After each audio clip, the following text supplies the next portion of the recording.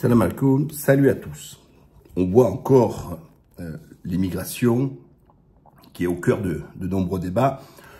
Je n'irai pas sur le fait de la diversion. On sait que la première des préoccupations des Français, ça reste le pouvoir d'achat et qu'on reste plus sur l'immigration que sur le pouvoir d'achat. Et sous-jacent, on vient vous dire qu'en gros, les caisses sont vides et que, en gros, asseyez-vous là-dessus. Je ne reviendrai pas sur ce sujet. Mais, vous savez que je fais le tour du monde, je voyage énormément, et il n'y a pas un pays qui ne se plaint pas d'immigration. Ils veulent lutter sur les conséquences, mais c'est mettre un sparadrap sur une jambe de bois. Si on ne s'attaque pas aux vrais problèmes, on aura toujours de l'immigration. On a les pays du Nord qui se plaignent d'immigration, mais on a aussi les pays du Sud qui se plaignent d'immigration. On a les pays qui sont émergents qui se plaignent. Et je vais tout vous expliquer. Je reviens à peine là d'Afrique du Sud et Mozambique. D'ailleurs, j'ai fait une vidéo, vous pouvez la voir, la précédente, sur, j'ai filmé Johannesburg et tout ça. Des millions de Sud-Africains qui vivent dans des tôles, avec des douches collectives, des toilettes collectives, etc. Hein, dans des conditions immondes. Pas d'électricité, enfin, il faut voir dans quelles conditions. Bien qu'ils aient mal vécu toute la période, ils ont attaqué à la hache, tout ça, ils ont tué des Zimbabwéens, des gens du Malawi. Et quand je parle avec les gens, ils se plaignent de l'immigration illégale. Donc, on se rend compte que, bon, bien sûr, en Afrique du Sud, il y a aussi ceux qui ont de l'argent et ceux qui n'en ont pas. Bon, voilà. Mais c'est pas le débat. C'est rien pour vous expliquer que l'Afrique du Sud, un pays émergent, avec un taux de pauvreté important, etc., est une terre d'immigration. Parce qu'il y a toujours une population et des pays plus pauvres. Aux alentours, le Zimbabwe, le Malawi, le Mozambique. Et donc, ils ont une immigration irrégulière qui, comme d'habitude, on voit les entreprises très généreuses puisqu'elles permettent de travailler moins cher puisqu'ils n'ont pas de papier que les locaux. Parlons de la Turquie. La Turquie a souffert de deux types où ça a été exploité par l'opposition. D'une part, les réfugiés syriens, à plus de 4 millions, voilà. Et donc, quand il y a une dévaluation qui a de l'inflation, d'aucuns montrent du doigt en disant c'est les Syriens qui mangent le pain des Turcs et que ça nous coûte cher. Et puis de l'autre, un rejet de l'immigration qui vient des pays riches, de France, Belgique, d'ailleurs, tout ça, etc. Moi-même, c'est-à-dire que puisque je fais des constructions francophones, et donc on a des gens qui achètent parce qu'ils veulent fuir le climat français, nauséabond, autour de l'islamophobie et autres. Mais il n'y a pas que ça. Il y a des gens qui émigrent parce que, par exemple, qu'on a marre de la réglementation européenne, etc. Et l'après-Covid a réveillé des consciences. Il y en a beaucoup de Français, moi j'en vois de partout dans le monde, qui ils ont étouffé par les réglementations, etc. Trop de lois, trop de règles et tout ça, etc. Et qui ont un besoin de revenir vers la nature. Ils vont dans des pays avec une qualité de vie. Donc, alors certains, ils n'arrivent pas les poches remplies.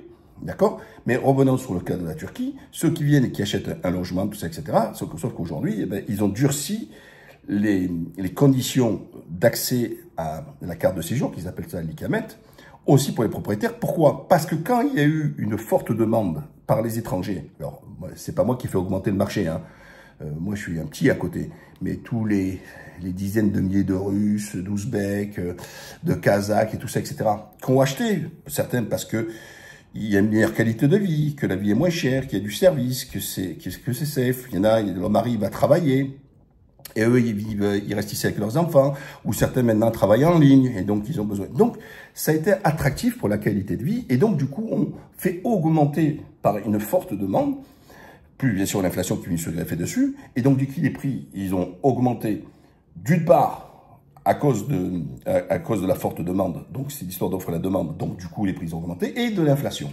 Et ce qui a exclu, dans le marché locatif, une partie des locaux, des Turcs locaux, ils disent « mais moi je peux plus me loger ». Et c'est à cause des étrangers. Donc il y a eu un rejet pour ceux qui, pour les Syriens, disant qu'ils mangent le pain, les peines des Turcs, et un rejet de l'immigration qui est venue, les poches pleines qui ont acheté et qui ne sont pas à la charge de l'État, parce qu'ils auraient fait grimper les prix. Et ça, on peut le retrouver dans beaucoup de pays. Dans beaucoup de pays. En vous expliquant ça, en France, on a beaucoup de gens qui meurent, paix à leur âme encore, qu'il y en a qui sont morts pour aller en Angleterre, parce qu'ils veulent rejoindre l'Angleterre. Vous voyez, ils sont à Calais, mais pas parce qu'ils adorent le soleil et que Calais est devenu la Côte d'Azur. Ils attendent tous de rentrer dans les camions, dans des bateaux, tout ça, etc., pour aller en Angleterre pour travailler. Vous voyez, c'est pas l'attraction de la France. Je ne dis pas qu'il n'y en a pas des clandestins et des gens qui veulent rester en France. Je dis que nous n'avons pas que cela. Ensuite, la France a détruit la Libye et on sait qu'il y a un départ des côtes libyennes. Mais le fait que des pays sud-sahariens, ils passent par l'Algérie, ça crée un problème. Ils passent par le Maroc, ça crée un problème. Mais on ne peut pas en vouloir aux gens qui veulent survivre et améliorer leur vie de vouloir partir. Donc, nous avons dans le monde deux types d'immigration. Ceux qui veulent prendre l'air, qui viennent des pays du Nord, des pays riches, ceux qui veulent se reconstruire une vie avec, comme j'ai dit, en harmonie avec la nature. Moi, j'en vois en Thaïlande, j'en vois partout dans le monde, en Amérique latine, etc. Il y a plus en plus de Français de l'étranger. On est plus de 3 millions enregistrés. Je ne vous parle pas de tous ceux qui ne sont pas enregistrés. Que d'enregistrés, on est au l'ordre de 3 millions. Ce qui est énorme, hein. C'est quand même 5% de la population. Hein. Et donc de ces pays. Et ça, c'est les fruits de la mondialisation. Et c'est pour ça que je dis que tant que mondialement, on n'aura pas réglé le problème dans le monde, sur la partie économique, eh ben, on aura toujours ce flux-là dans le monde entier. Alors, il ne suffit pas de dire, comme au Canada, on fait du quota, on fait l'immigration choisie, puis, alors, etc. Donc, c'est un peu comme dans les poubelles, on fait du tri sélectif, mais on parle de matière humaine. Et alors, du coup, ils disent, oui, mais on veut une immigration de travail, pas une immigration d'asile politique, tout ça, etc. Bref. Premièrement, il faut arrêter, depuis la chute de l'Union soviétique, et que les États-Unis se sentent libres, ils ont inventé un concept, l'Occident, qui était la démocratie par les bombes. On bombarde, on détruit, et ensuite, débrouillez-vous. L'Irak, l'Afghanistan, la Libye, tout ça, etc. Donc, ça, le facteur des guerres est le fait de soulever. On a des intérêts pour de l'uranium, des intérêts pour du plutonium, on a des intérêts sur les richesses du sol de tel pays, ou pour du gaz, ou pour du pétrole aussi. Et qu'est-ce qu'on fait? Eh bien, en aide de nos entreprises, on aide l'opposant en filant des armes. Dites-vous bien qu'en Afrique, c'est pas un pays fabricant d'armes. Et pourtant, ils ont des armes. Donc ici, ils ont des armes, c'est qu'on leur a vendu. Et donc, voir qui a donné des armes pour voir qui soutient les conflits. Regardez le Soudan, un seul pays qui est devenu deux Soudans. Voilà. Et là, c'est pas comme au Yémen, entre chiites et sunnites. Là, on voit bien que c'est pas un problème de chiites et sunnites au Soudan. Vous voyez? Donc voilà, c'est ce genre de choses où des gens qui, pour faire marcher le business, on veut quelqu'un au pouvoir qui soit notre marionnette. Et l'Afrique a pris un réveil. Il y a un panafricain qui est en train de se monter. C'est pour ça que la France a été mise dehors du Mali, du Niger, du Burkina Faso, etc. Et c'est pas fini. Donc, Chirac le disait, hein, avant qu'il quitte son poste de président, il a dit on a volé, etc. Donc, il faut mettre fin au soutien des entreprises qui viennent soutenir des mercenaires ou pour renverser des régimes pour là-dessus. Donc, arrêtez de faire une politique pour aider les entreprises, pour mieux exploiter les richesses de ces pays. Ça, c'est la première action. Pourquoi c'est la mondialisation qui est un problème? On a voulu un monde ouvert avec la libre circulation de marchandises et faire ce qu'on appelle des contrats de libre-échange. Qu'est-ce que veut dire le contrat de libre-échange? Ça veut dire, je produis au Bangladesh et en signant un accord de libre-échange, je peux livrer chez vous des produits sans payer des droits de douane. Et tous ces services qui ont été faits n'ont pas été pour les salariés. Au contraire, ils en ont payé le prix fort. Comment vous voulez être concurrencer le Bangladesh, ou en Inde, ou en Chine, quand on sait que, là je vous parle même pas des charges sociales, parce que chaque fois on nous endort, quand on est à 150 $ par mois, comprenez bien que quand on donne 1300, il y a un écart. Hein, il y a presque un écart de 1 à 10, d'accord? Donc, et là, c'est pas une histoire de charge. On peut jamais être compétitif. En France, on a menti, on a une désindustrialisation parce que c'était une volonté économique de se dire nous allons faire du service, alors que l'Allemagne a dit non, moi je vais conserver. La France a perdu des millions d'emplois dans l'industrie, l'Allemagne ne les a pas perdus. Voilà, c'est un choix politique, sauf qu'ils l'ont jamais assumé. Et donc on a nos entreprises qui sont parties. Déjà on leur facilité le cas intra-européen, certains qui sont partis en Roumanie, en Bulgarie, tout ça, etc. Et puis l'Allemagne, elle a exploité. Elle a pris tous ses voisins, les Tchèques, les Polonais. Alors, telle pièce pour la voiture, je vais les faire en Tchéquie, ensuite et tout. Donc, en fait, toute l'Europe a été en marche pour l'Allemagne. D'accord? Ça, c'est clair pour l'industrie allemande. Et puis maintenant, de façon un peu générale, c'est que les entreprises, quand elles vont et puis font leur système, vous l'avez bien vu, on parle de fraude fiscale. Là, on est loin des quelques millions ou centaines de millions ou quelques cacahuètes des fraudes sociales. Les crétins qui sont là en train d'abuser, etc., on nous montre du doigt. Alors, je dis pas qu'il faut pas le régler, hein, qui vole un œuf, vole un bœuf. Il faut les sanctionner, il faut contrôler tout ça. Il y a aucun souci. J'ai aucun débat. Je les oppose pas. Moi, je dis qu'il faut taper les deux. Sauf que le gros steak qui peut régler les finances publiques françaises aujourd'hui, c'est ces dizaines de milliards qui sont pas dans les caisses de l'État, qui est la fraude fiscale et ensuite l'évasion fiscale. La fraude fiscale, c'est quoi? Je triche. Donc ça, il faut le taper. Et durement. Très dur, même pénalement, très dur, pas seulement payer une amende et basta, hein, comme la sauce Bolloré, et ce qu'on appelle l'évasion fiscale. Qu'est-ce que l'évasion fiscale? C'est toutes les combines qui prennent des avocats fiscalistes ou des grands comptables, qui vont monter une holding. Alors le siège, il va être au Panama, à tel endroit, ou un pays, Jersey, etc., où ils payent très peu de taxes. Hein, c'est ce qu'on appelle une boîte aux lettres, tout simplement. Hein, ils domicilient là-dessus. Et ils aspirent le bénéfice dans la maison mère. Et le bénéfice qui est fait sur le territoire français n'est pas payé. Parce qu'il est absorbé. Voilà, d'accord? Et donc, ça, ce qu'on appelle... Donc ça, c'est légal. Donc, il faut mettre fin à l'évasion fiscale. Alors, je sais que l'Europe, depuis des années, a enfin abouti à éviter déjà, à l'intérieur de l'Europe, la concurrence déloyale avec ce qu'on appelle le dumping fiscal. Désolé de parler ces termes-là, mais c'est exactement ça. Il faut le comprendre, tout ça. Qu'est-ce que ça veut dire? L'Irlande qui dit, ouais, moi je fais peut-être un impôt forfaitaire à 10, à 11 ou à 15 ou à 14%. Donc, qu'est-ce qu'ils ont fait les entreprises? Ils ont domicilié là-bas. Boîte aux lettres aussi, hein, c'est que des boîtes aux lettres, hein. Ça crée pas d'emploi, rien du tout. Et je paye des taxes très minimes. Et depuis que l'Europe a pris la décision, c'est de mettre un minimum de taxes pour les entreprises, de fixer, je crois que c'est à 15%. Et donc là, on se retrouve déjà avec des entreprises qui sont obligées de payer au moins quel que soit le pays, avec un minimum d'impôts. Voilà. Donc ça va dans le bon sens. Mais c'est pas suffisant. Donc il faut une décision mondiale de créer un minimum de taxes communs, tous se mettre d'accord. Comme ça, les entreprises vont plus aller courir à des mécanismes fiscaux, à payer des hommes de loi très chers. Mais alors, tout ça, c'est pas la PME qui le fait, hein, vous l'avez bien compris. Hein, c'est vraiment des gens qui pèsent lourd, des grosses entreprises, pour optimiser, toujours gratter plus. Et c'est comme ça qu'on se retrouve dans le monde. Alors, ils sont tout contents de montrer, Elon Musk, tous, que ils vont... maintenant, c'est le concours des prix, non plus d'être milliardaire, non plus d'avoir 100 milliards, mais c'est le premier qui va arriver à avoir 1000 milliards. Je sais pas si imaginez ce que ça veut dire de 1000 milliards. 1000 milliards, c'est pratiquement 90% du PIB des pays du monde. Je ne sais pas si vous imaginez. Je répète, hein, le produit intérieur brut, c'est-à-dire la richesse produite dans un pays, 1000 milliards, c'est-à-dire qu'un gars, déjà lui avec sa fortune, il est l'équivalent de beaucoup de pays qui ont ce PIB-là, c'est-à-dire la richesse totale d'un pays. Je ne sais pas si vous imaginez, produite sur une année. 1000 milliards. Voilà. Grosso modo, 1000 milliards pour un individu, ça équivaut pratiquement au PIB de la Turquie, qui est la 16e puissance économique mondiale. Ça vous donne une ordre d'idée. Hein? Voilà. Hein? C'est la France, c'est 3000 milliards de PIB, pour vous donner un ordre d'idée. Hein? Donc, tout simplement, donc ils se tirent tous la bourre. C'est des jeux maintenant. Tu vois, c'est qui va être le champion chez Forbes, tu sais, le classement, tout ça, etc. Mais sur le dos de qui? Quand on en arrive à des croissances par an d'augmenter, mais moi, je suis pas un marxiste, je dis pas qu'il faut les crever, ces gens-là. Mais tant mieux qu'ils en gagnent.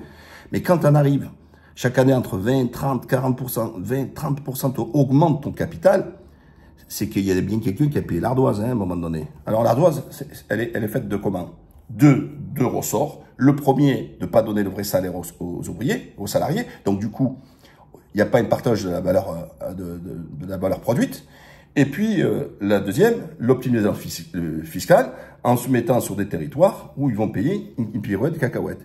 Il est faux de dire chaque fois en France, même si la France est le champion du monde des taxes et des impôts, les mecs ils disent oui, mais moi si on était plus... C'est faux, je le vois dans le monde entier. Moins ils en payent, moins ils veulent en payer. Et quand ils en payent, ils ont toujours l'impression d'en payer trop. Mais pour moi, ces gens-là, ils doivent passer à la caisse et il faut commencer à les saigner. Pourquoi? Parce que quand ils arrivent à tirer, à pas payer, ce qu'ils oublient, c'est que dans tout leur métier, là où ils produisent de l'argent, la plupart des gens qui y travaillent, ce sont des gens à main-d'œuvre qualifiés. Et qui a payé la qualification? C'est les États, par les établissements publics, par pour cela. Et quand ils sont en bonne santé, par qui? Par le système social. Donc, si on veut des ingénieurs, si on veut des ouvriers qualifiés, tout ça, etc., il faut les former. Sauf que c'est la collectivité qui a payé la formation des individus, la formation scolaire, tout simplement. Hein, on voit le coût d'une vie scolaire d'un enfant, avec dans tout le monde entier ce qu'on appelle les établissements publics, qui sont payés par l'État. Et l'État, il prend ses subsides à travers les impôts, les taxes sur les gens. D'accord? Donc c'est le public, ce sont les citoyens qui ont payé ces taxes pour pouvoir payer la formation que Musk et d'autres en profitent. À moindre coût, ça lui a coûté 0. Donc, il est bon ton de se dire, tu profites de la main-d'œuvre calibrée, etc. Mais il faut que pour avoir tes ouvriers, il faut que tu payes ta part. Alors, je te demande pas de les saigner. Je demande justement qu'ils payent seulement au moins leur minimum d'impôts, d'arrêter. D'accord? Alors, c'est le premier levier.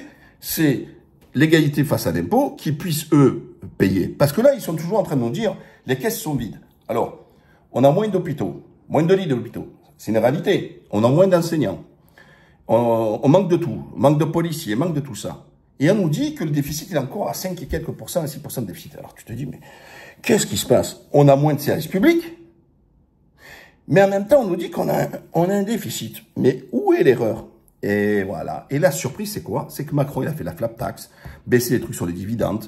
Il a exclu les milliardaires, je dis bien les milliardaires, de payer l'impôt sur la fortune, il a laissé ça qu'aux propriétaires immobiliers qui touchent le plus souvent la classe moyenne, hein, la classe moyenne supérieure à 1,3 million d'euros, d'accord? Donc le milliardaire, s'il est locataire, il paye 0 impôt sur la fortune, 0, voilà.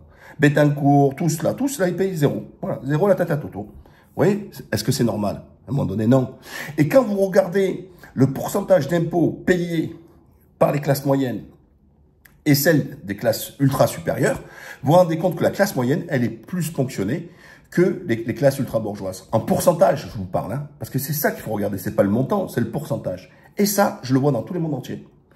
De plus en plus, on a une paupérisation des classes moyennes, et les classes moyennes qui sont là à payer la totalité des frais des États au bénéfice des entreprises. Regardez, record 40 des dividendes. Bon, qu'est-ce qu'ils font avec cet argent?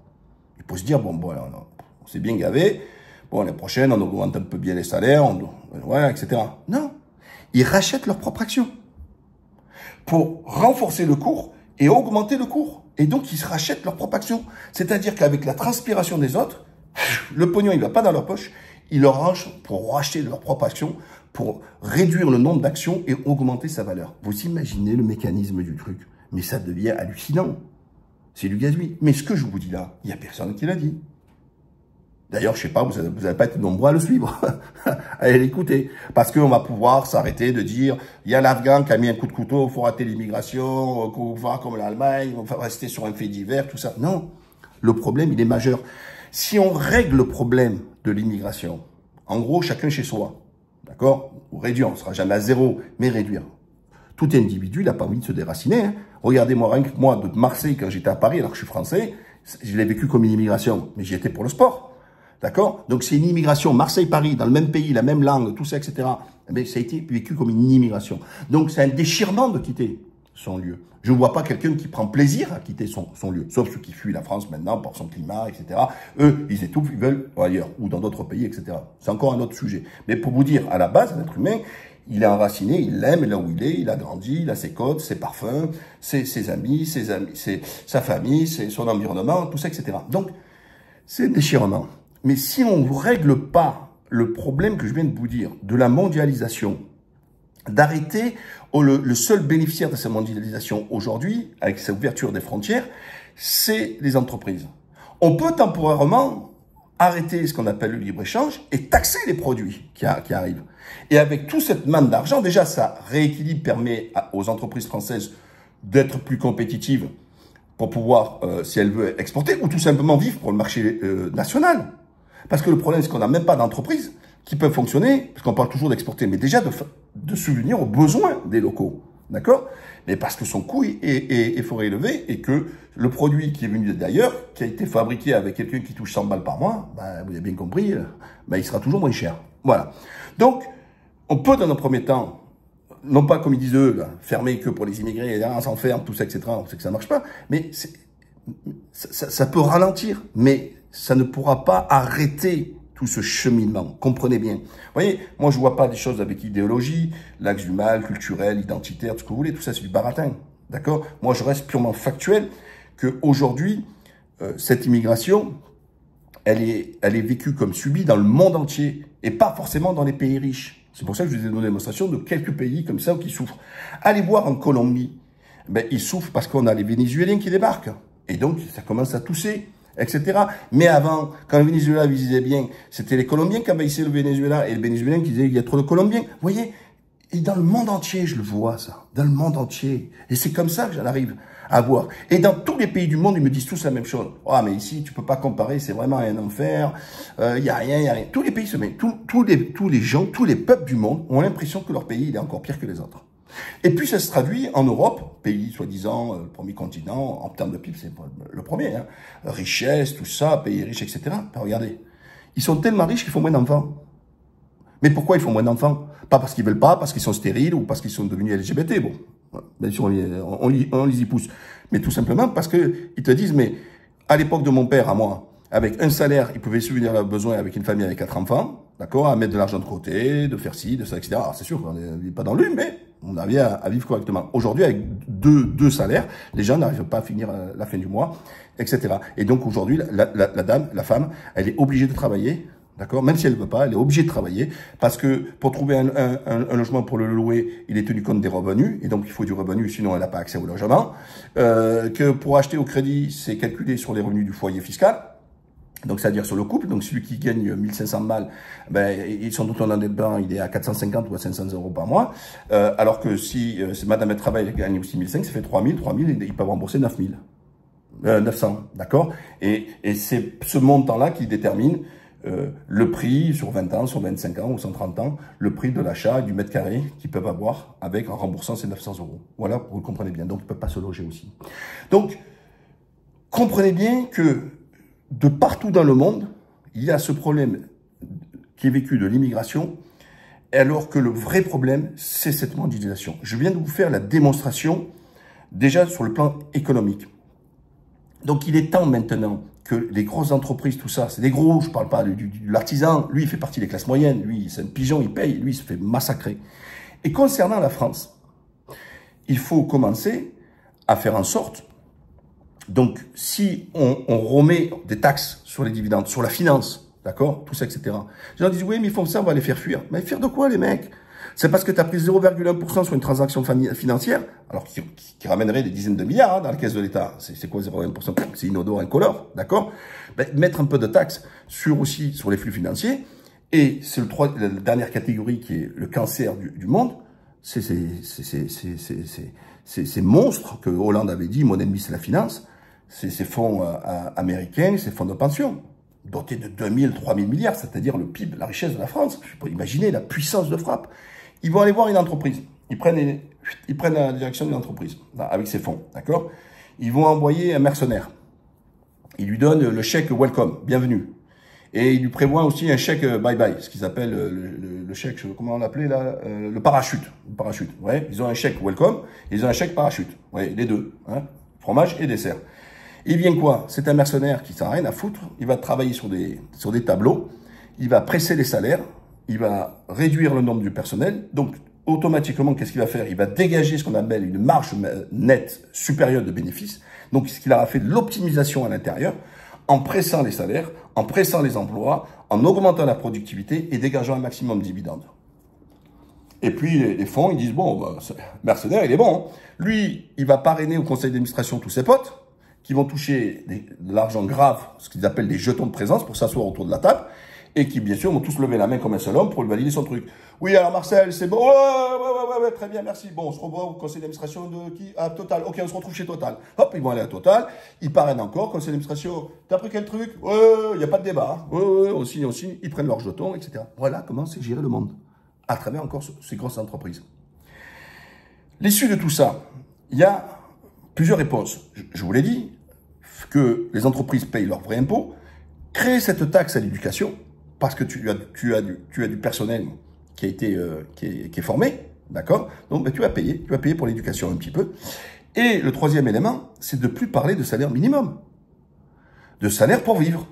Et c'est Michelin qui m'a éclairé. J'ai trouvé que c'était ingénieux, cette entreprise familiale. Vous voyez la différence entre ceux qui sont des entreprises familiales, qui s'est fait à l'huile de coude, ils ont bossé de génération en génération pour eux chercher ce qu'on appelle la croissance externe, c'est-à-dire se développer, avoir plus de parts de marché.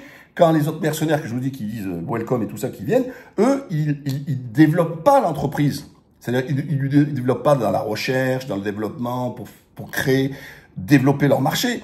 Eux, ils s'en foutent. Ils veulent rester à marché constant, dégager un maximum de main-d'œuvre. Donc, c'est pas créateur d'emploi. Donc, ces gens-là, c'est même des ennemis de l'emploi, puisqu'ils le diminuent. Alors que si, à la base, à la bourse, c'était quelque chose de vertueux, j'en appelle aux gens, parce que c'était comme ça. Je montre mon bilan, je veux aller là. Je prévois d'augmenter mon capital, d'augmenter mon truc, mais j'ai besoin un peu d'argent frais, s'il vous plaît, aidez-moi à me structurer, etc. Et donc, les gens prenaient des actions, et donc les entreprises pouvaient, avec celle-là, se développer. C'était vertueux. Sauf qu'entre-temps, c'est plus la bourse à papa. Aujourd'hui, c'est la bourse à mercenaires. C'est celui qui va dégager le plus de dividendes, celui qui va dégager, etc. Voilà. Et non plus sur un développement de l'entreprise, mais sur l'optimisation de l'entreprise. Voilà. Il faut rationaliser tout ça.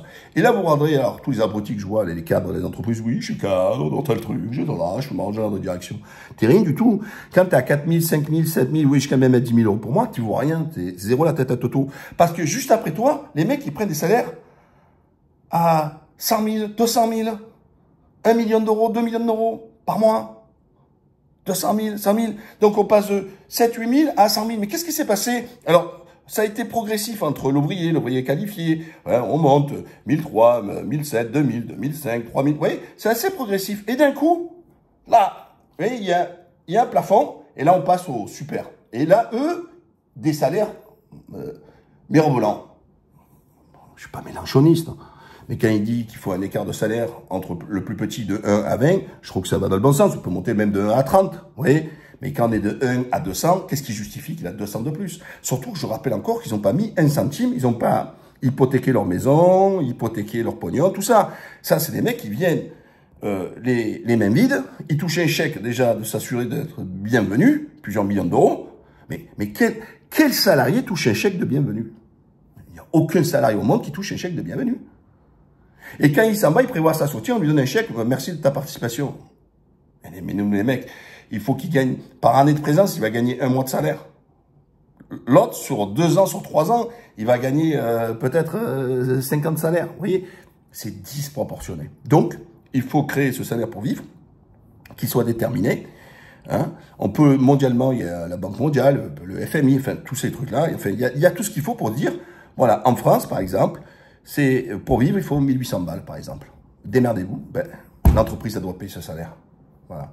Alors, en France, c'est encore un autre problème. C'est qu'ils ont tellement mis le paquet sur l'allègement des charges sur le SMIC. Et là, la bouche en cœur, on a Attal et les autres, oui, la smicardisation du pays. Mais qui l'a fait, ça? C'est ton pote Macron qui a fait ça sous Hollande. Parce qu'il y avait le choix. La politique de l'offre et de la demande. La politique de l'offre, c'est je baisse les charges et je dis je suis créateur d'emplois, de cotisations, etc. Et la demande, c'est j'augmente les salaires et par la consommation, je crée de la croissance. C'est ce qu'avait fait d'ailleurs Erdogan. Erdogan, il s'était battu pour avoir des taux très faibles, etc. pour que les gens consomment. Et donc, se retrouver avec des grosses croissances importantes, etc. Parce que chaque fois, il y a augmentation de salaire, augmentation de trucs. Et donc, les gens, ils ne l'épargnaient pas, ils le dépensaient, et donc ça rentrait toujours dans la machine, et ça rentrait. Et que chaque fois, l'État prend sa TVA, prend ses impôts, et tout ça au passage. Donc, c'est deux philosophies qui sont complètement différentes. Alors, je dis pas que c'est l'une ou l'autre, je dis qu'on peut faire un peu des deux. Voilà. Hein, c'est ça, c'est un meilleur équilibre. Sauf que depuis Hollande, et même un peu avant ça, on a fait que de la politique de l'offre. On baisse, on baisse. C'est Fillon qui avait amorcé le truc. Sauf que, du coup, l'entreprise, il te dit, mais attends, là, je paye 0 en cotisation. Quand il paye 0, ça veut dire qu'il a rien payé pour la santé de ses salariés, alors qu'il est au travail en bonne santé. Hein. Donc, il a rien payé pour ça, il a rien payé pour rien. Donc, ce qu'il faut, c'est justement changer ce système-là et l'harmoniser et de faire en sorte que si tu lui donnes 2000 ou 2500, tu sois sur le même pourcentage que si tu le payais au SMIC. Et comme ça, l'employeur ne dit pas, je vais chercher, j'ai la possibilité de l'augmenter sans me faire massacrer. Parce qu'il dit, mais si je lui file 100 € en plus, mais que ça m'en coûte 400, parce que les autres, du coup, je change de barème et je me fais massacrer, il va pas le faire. Vous voyez? Voilà. Je veux pas trop m'écarter sur cette partie économique. Je voulais rester simplement sur la partie de l'immigration, etc., que c'est vécu comme un problème mondial et qui est lié à la mondialisation. La mondialisation, c'est comme l'Europe, il y a un seul bénéficiaire, c'est l'ultra-millionnaire, c'est la grosse entreprise. Tout a été fait pour favoriser ces grosses entreprises. Regardez l'agriculture. On leur a tellement mis des normes, des obligations à faire, qu'on a tué le petit paysan parce qu'on voulait faire du paysan industriel. Et finalité, on a perdu plus d'1 million de jobs dans la paysannerie, alors que la France était un pays rural, un pays de la paysannerie. Et elle les égorgeait. Énorme, énorme, énorme, énorme. Et en même temps, on importe des produits qui respectent aucune de ces normes-là. On ne demande pas le super tracteur, on ne demande pas le super truc, tout ça, etc. Et donc, du coup, ils noient le marché et on est en train de les tuer. Voilà. Pourquoi? On ne parle chaque fois, on dit des frontières passoires concernant les humains, mais on ne parle pas des frontières passoires concernant l'industrie. Or, c'est comme ça qu'il faut le voir. Et on nous montre l'axe du mal, que le dangereux, le méchant immigré qui vient nous voler, nous spolier, tout ça, ou faire augmenter les prix. Bref, lui, c'est l'axe du mal. Mais l'autre côté, les frontières passoires sur les produits qui viennent des choses. Un Français qui veut faire de la batterie, mais il peut pas, parce que les Chinois, ils sponsorisent, etc. Et c'est made in China. Mais d'ailleurs, on fabrique quoi en France, à part Airbus aujourd'hui? Hein? On fabrique quoi? Voilà. On fabrique plus rien. On fabrique plus rien. Donc, les frontières passoires aussi, ça permet aux grandes entreprises d'aller ailleurs, etc., etc. Je vous rappelle que Renault a changé sa domiciliation fiscale aussi. Voilà. Et l'État est actionnaire à l'intérieur. Non mais, je sais pas si vous imaginez le truc ou quoi. Bon, bref, il y a tellement à dire. Mais, de grâce, ne tombez pas dans le piège de celui qui dit que c'est la faute de l'immigration, c'est les mots de tous les trucs. Non, c'est se dire, nous subissons aujourd'hui les conséquences, l'immigration, c'est les conséquences de cette mondialisation. Vous voyez, on remet tout à l'endroit. Vous voyez, il n'y a pas d'idéologie dans ce que je dis, etc.